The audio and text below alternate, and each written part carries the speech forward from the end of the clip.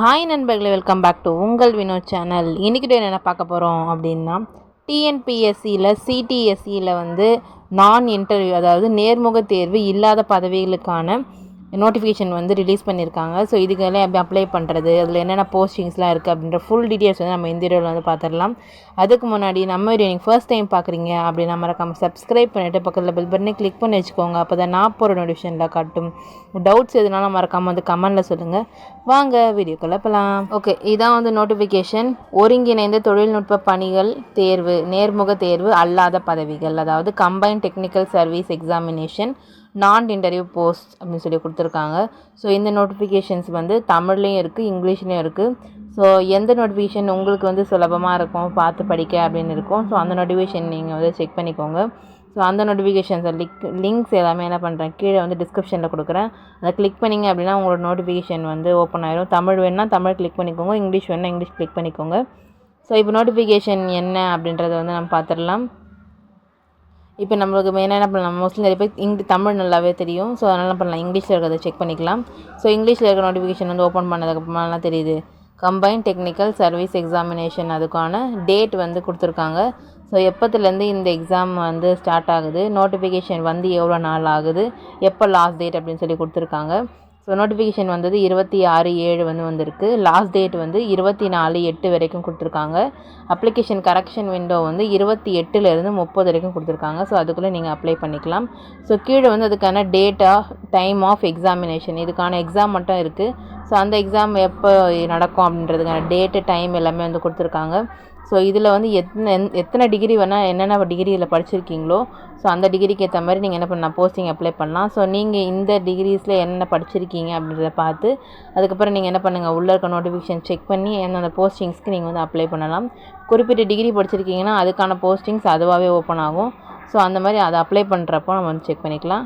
நம்ம வீடியோ எண்டில் எப்படி அப்ளை பண்ணுறது அப்படின்ற ஃபுல் டீட்டெயில்ஸ் கொடுத்துருக்கோம். ஸோ வீடியோ எண்டு வரையும் பாருங்கள்.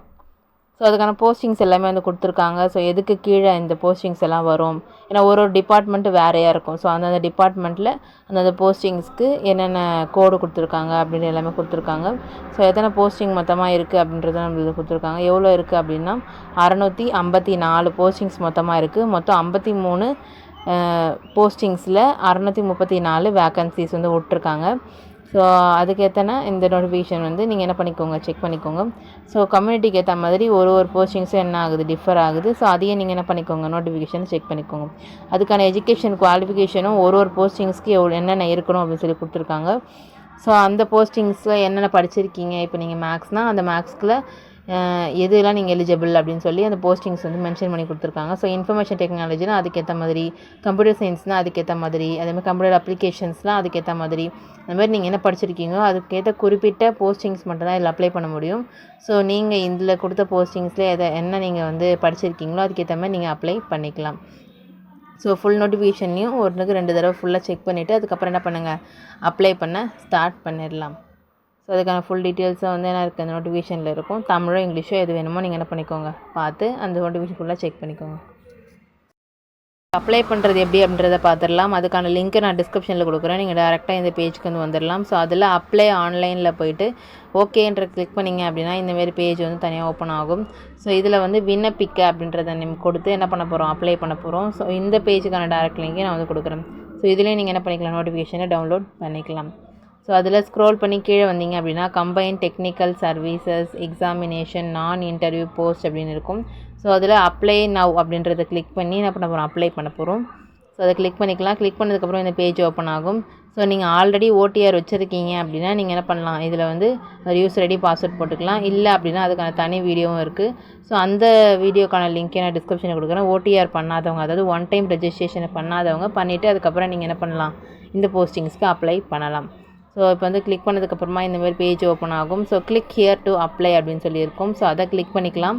பண்ணதுக்கப்புறமா என்ன ஆகும், நெக்ஸ்ட் டேப் ஓப்பன் ஆகும். ஸோ நெக்ஸ்ட் டேப்பில் இந்தமாரி காமிக்கும் என்னென்ன இதில் பண்ண போகிறோம், எக்ஸாமில் என்னென்ன மீடியம், என்ன இன்ஸ்ட்ரக்ஷன்ஸ் ஒரு ஸ்டெப்பாக கொடுத்துருக்காங்க.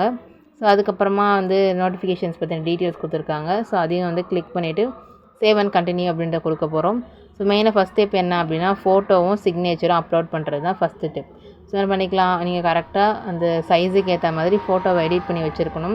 ஸோ அந்த ஃபோட்டோவை வந்து என்ன பண்ணலாம், அப்லோட் பண்ணிவிட்டு அதுக்கான டேட்டு நீங்கள் எப்போ எடுத்தீங்க அந்த டேட்டையும் என்ன பண்ணுறோம் இதில் வந்து கொடுக்குற மாதிரி இருக்கும்.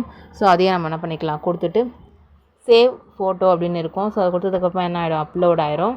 அதேமாதிரி சிக்னேச்சரும் அப்லோட் ஆயிரும். அதுக்கப்புறமா ஓடிஆரில் இருக்க டீட்டெயில்ஸ் பற்றி என்ன கேட்கும், இதில் வந்து எல்லாமே கேட்கும். ஸோ கரெக்டாக இருக்கா அப்படின்னு 2 டைம்ஸ் செக் பண்ணிவிட்டு கீழே என்ன பண்ணணும், நீங்களும் ஒரு தடவை என்ன பண்ணணும், வெரிஃபிகேஷன்ஸ்க்கு எல்லா டீட்டெயில்ஸும் என்ட்ரு பண்ணுற மாதிரி இருக்கும்.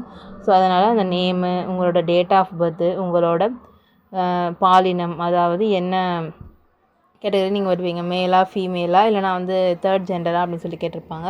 ஸோ எதுவும் நீங்கள் வந்து கரெக்டாக கொடுத்துக்கோங்க. இது எல்லாம் நீங்கள் ஓடிஆரில் இருக்கா மாதிரி கொடுத்தா மட்டும்தான் எடுக்கும், இல்லைனா என்ன காமிக்கும், ஓடிஆரில் இந்த மாதிரி நீங்கள் கொடுக்கல அப்படின்னு சொல்லி எரர் காமிக்கும். ஸோ அதனால் கரெக்டாக ஓடிஆர் வந்து பண்ணிவிட்டு அதுக்கப்புறமா தான் இது என்ன பண்ண முடியும், அப்ளையே பண்ண முடியும். ஸோ அதில் இருக்க டீட்டெயில்ஸ் ஏதாவது அப்டேட் பண்ணணும் அப்படின்னா நீங்கள் என்ன பண்ணலாம், ஸ்க்ரோல் பண்ணி கீழே வந்தீங்க அப்படின்னா எடிட் ஓடிஆர் அப்படின்னு இருக்கும். அது மூலிமா நீங்கள் என்ன பண்ணிக்கலாம், எடிட்டும் பண்ணிக்கலாம்.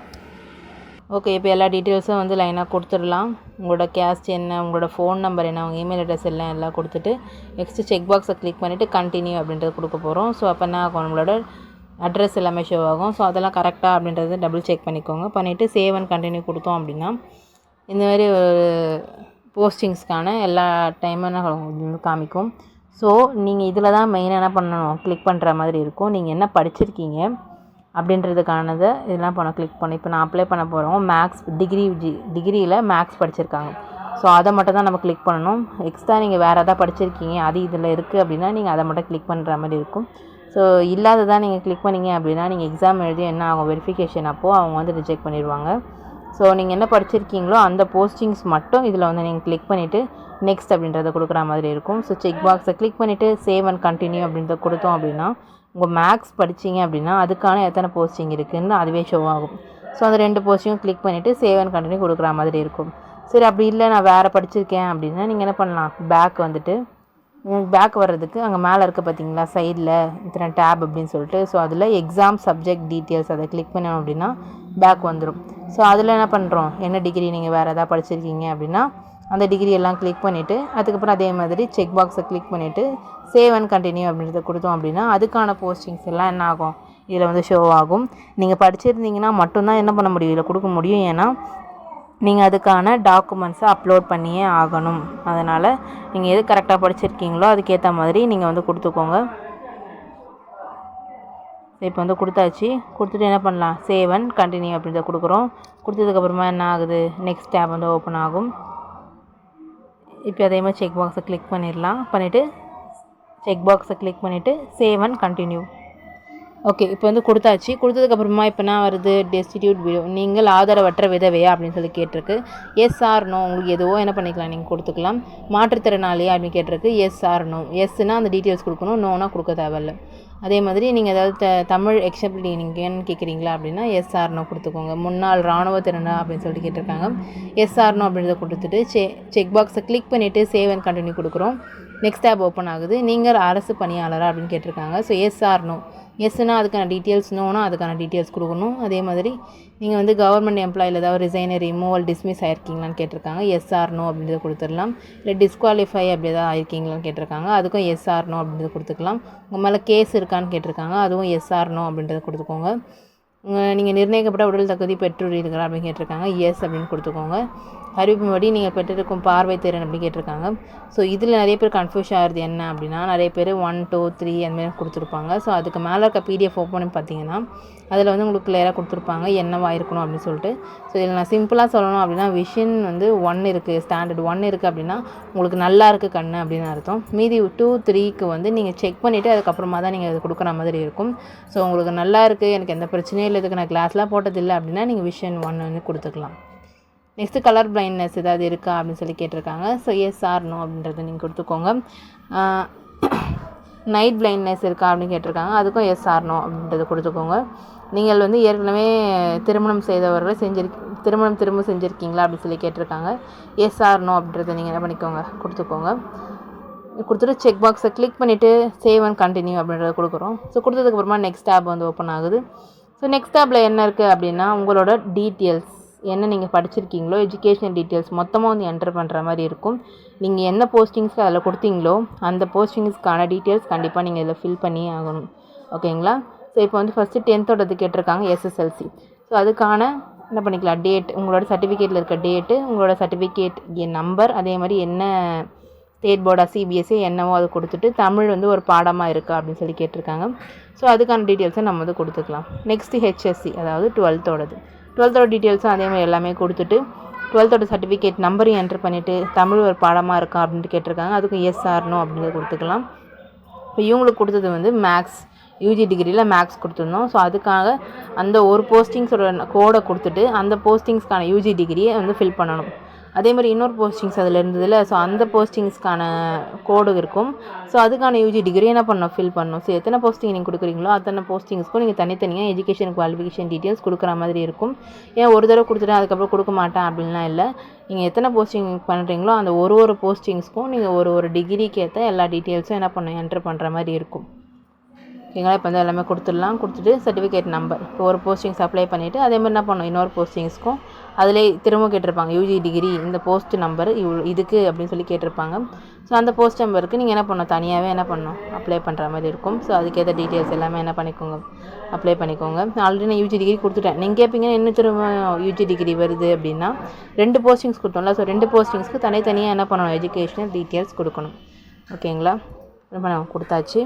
யூஜி டிகிரி டீட்டெயில்ஸ், அதே சர்டிஃபிகேட் நம்பர், என்ன யூனிவர்சிட்டி, அதே மாதிரி உங்களோட பாடமில் தமிழ் ஒரு பாடமாக இருந்திருக்கா இல்லையா அப்படின்னு சொல்லி கேட்டிருக்காங்க. ஸோ அதுக்கேற்ற மாதிரி நீங்கள் என்ன பண்ணிக்கோங்க, அதை வந்து கொடுத்துக்கோங்க.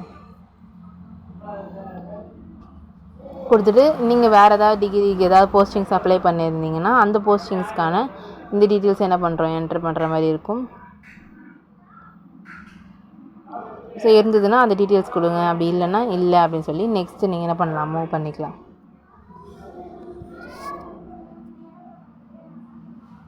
இப்போ செக் பாக்ஸை வந்து கிளிக் பண்ணிவிட்டு சேவ் அண்ட் கண்டினியூ அப்படின்றத கொடுக்க போகிறோம். ஸோ கொடுத்ததுக்கப்புறமா நெக்ஸ்ட் டேப் வந்து ஓப்பன் ஆகுது. ஸோ இது நெகினது எக்ஸ்பீரியன்ஸ், இந்த எக்ஸ்பீரியன்ஸ் வந்து அப்ளிகபிள் இல்லை நீங்கள் யூஸ் பண்ண போஸ்டிங்ஸ்க்குன்னு சொல்லியிருக்காங்க. ஸோ என்ன பண்ணிக்கலாம், டேரெக்டாக சேவ் அண்ட் கண்டினியூ அப்படின்றது வந்து கொடுத்துடலாம். கொடுத்ததுக்கப்புறமா பிஎஸ்டிஎம் பற்றி கேட்குறாங்க, அதாவது தமிழ் வழி கல்வி சான்றிதழ் நீங்கள் வச்சுருக்கீங்களான்னு கேட்டிருக்காங்க. இருந்ததுன்னா ஆம் கொடுத்து அந்த டீட்டெயில்ஸ் வந்து என்ட்ரு பண்ணுங்கள், இல்லைன்னா இல்லைன்னு கொடுத்து நெக்ஸ்ட் டேப் வந்து மூவ் ஆயிருங்க. நெக்ஸ்ட் என்ன கேட்டிருக்காங்க அப்படின்னா, உங்களோட எக்ஸாமினேஷனோட சென்டர் எங்கே உங்களுக்கு வேணும் அப்படின்னு சொல்லி கேட்டிருக்காங்க. ஸோ எந்த சென்டர் உங்களுக்கு வேணும்னு நினைக்கிறீங்களோ அந்த சென்டரை நீங்கள் வந்து ஃபஸ்ட்டு ப்ரிஃபரன்ஸில் நீங்கள் ரொம்ப கிட்டே இருந்து இருக்கோ அதை கொடுத்துக்கோங்க. செகண்ட் ப்ரிஃபரன்ஸில் என்னால் போக முடியும் அப்படின்ட்டு நினைக்கிறேன் அந்த பிளேஸை வந்து கொடுத்துக்கோங்க. நெக்ஸ்ட் என்னென்ன சப்ஜெக்ட்ஸ் வந்து என்னென்ன எக்ஸாம்ஸ் வரும், 2 பேப்பர் இருக்குது. ஃபஸ்ட்டு வந்து தமிழில் இருக்கும், செகண்ட் வந்து ஜென்ரல் ஸ்டடீஸில் இருக்கும், தேர்டு வந்து நீங்கள் என்ன டிகிரி கொடுத்துருக்கீங்களோ அந்த டிகிரிக்கு ஏற்ற அந்த கொஷின் பேப்பர் வந்து வரும். ஓகேங்களா? இதுதான் வந்து சப்ஜெக்ட்ஸு. ஸோ இப்போ வந்து போஸ்டிங்ஸ்க்கு வந்து சென்டரை கிளிக் பண்ணிடலாம். இந்த சென்டரை வந்து இப்போ என்ன பண்ணிடலாம், கிளிக் பண்ணிவிட்டு நெக்ஸ்ட் என்ன மூவ் பண்ண போகிறோம். ஸோ என்னென்ன பேப்பர்லாம் இருக்குது அப்படின்றத நீங்கள் அதோட டபுள் செக் பண்ணிவிடுங்க. பண்ணிவிட்டு ஸ்க்ரோல் பண்ணி கீழே வர போகிறோம். ஸோ கீழே வந்தோம் அப்படின்னா எனக்கு இது ஃபீஸ் ஸ்டேட்டஸ் கேட்குது. நீங்கள் ஃபீஸ் கன்செஷன்னா ஃபஸ்ட் டைம் நீங்கள் வந்து அப்ளை பண்ண போகிறீங்க, ஃபஸ்ட்டு 3 டைம்குள்ளே அப்ளை பண்ண போகிறீங்கன்னா உங்களுக்கு வந்து ஃப்ரீ. மற்றபடி என்னது மற்ற எல்லாம் ஃபீஸ் கட்டுற மாதிரி இருக்கும். ஒரு கம்யூனிட்டிக்கு ஏற்ற மாதிரி இது டிஃபர் ஆகும். ஓகேங்களா? அதுக்கேற்ற மாதிரி நீங்கள் செக் பண்ணிவிட்டு நீங்கள் என்ன பண்ணலாம், அப்ளை பண்ணலாம். அப்புறம் என்ன பண்ணணும், இப்போ வந்து நம்ம டாக்குமெண்ட்ஸ் ஒன்று பார்த்தீங்களா, எல்லா டாக்குமெண்ட்ஸும் என்ன பண்ணுறோம், அப்லோட் பண்ணி ஆகணும். என்னென்ன டாக்குமெண்ட்ஸ் மெயினாக கேட்குது, community certificate, 10th 12th mark sheet. நீங்கள் யூஜி டிகிரி வந்து 2 போஸ்டிங்ஸ் அப்ளை பண்ணியிருக்கீங்களா, அதனால் 2 தடவை என்ன பண்ணணும், அப்லோட் பண்ணுற மாதிரி இருக்கும். ஸோ என்ன பண்ணிக்கலாம், அதே மாதிரி சர்ச் பண்ணி உங்களோட சர்டிஃபிகேட்ஸ் எல்லாமே என்ன பண்ணிக்கலாம், அப்லோட் பண்ணிக்கலாம்.